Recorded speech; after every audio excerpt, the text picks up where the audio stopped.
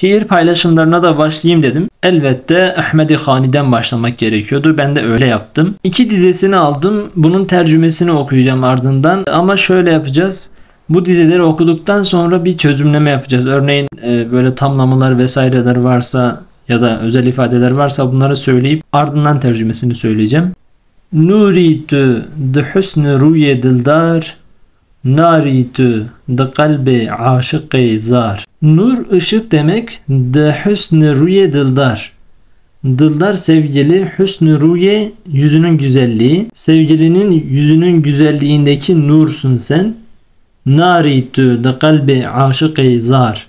Nar ateş demek Arapçada. Kalbi aşık zar. Buradaki zar aslında jar. Bu ifade bazen zar diye de geçiyor klasik metinlerimizde. Anlamı da şöyle.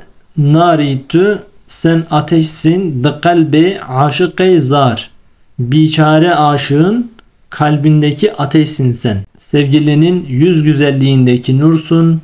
Biçare aşığın kalbindeki ateşsin.